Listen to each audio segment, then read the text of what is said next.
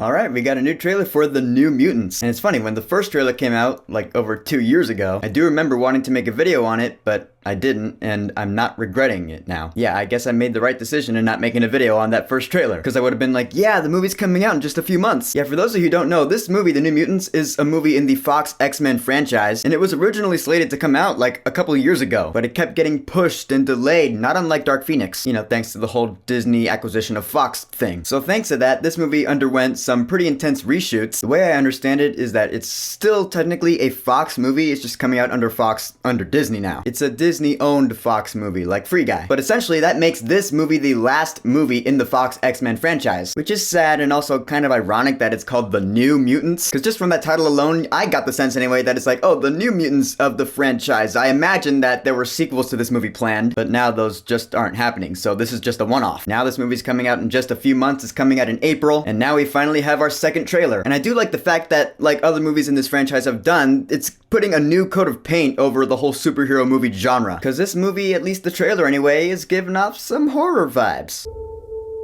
What's the last thing you remember, Danny?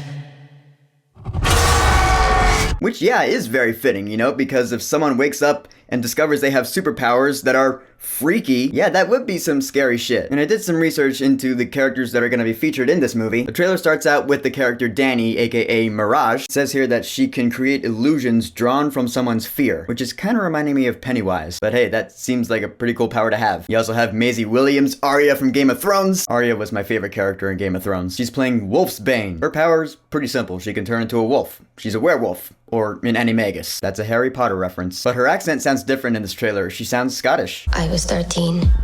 I thought it was a dream.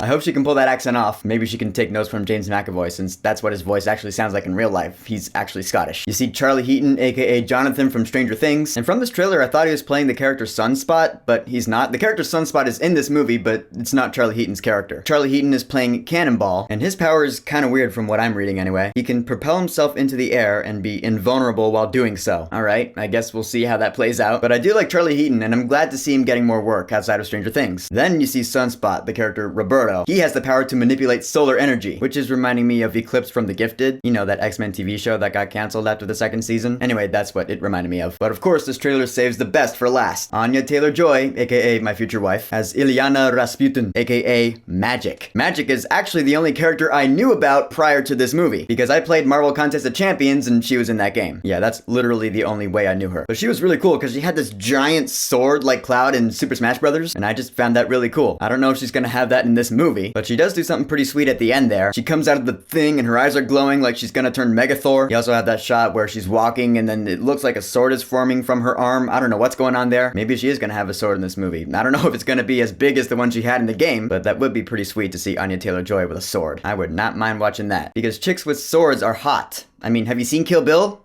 I rest my case. I also really like the music in this trailer. Dude, it's Pink Floyd, kind of. Another Brick in the Wall, Part 2. Dude, actually, The Wall is my favorite album of all time, period. So anything that references that album is a win in my book. So even if this movie sucks, which I will say it could, at least I can say, well, the trailer had great music. I mean, the second half of this trailer seemed more like a comic book superhero action movie, rather than the horror movie it looked like in the first half of this trailer, and the last trailer. Which I'm not complaining about that. In fact, that actually shows me that this movie's not just trying to be scary for the sake of being scary. They are actually trying to tell a story about these kids who are locked up in some mental institution or something, who discover that they have powers, and now they're trying to fight their way out. It's like Sucker Punch, but with mutants. You see a small glimpse of who I think is going to be the villain in the film, or one of the villains, or the main antagonist, or I don't know. It's like this demon bear looking thing. It's about to attack Anya Taylor-Joy, and that's what prompts her eyes to start glowing. I don't know. It does look cool though. In the end, yeah, I am still looking forward to this movie. It could be good, it could be crap. I say it could be crap because it is a PG-13 horror movie, but what baffles me about that is that there have been movies in the Fox X-Men franchise that have been rated R. Deadpool, Logan, Deadpool 2, and this being a horror movie, I feel like it lends itself to being rated R, so why it's not?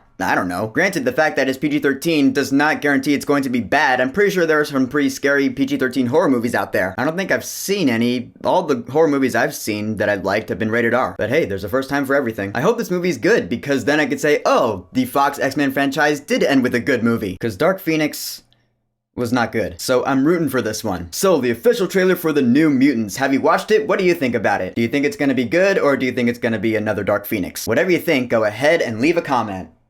And Don't forget to subscribe.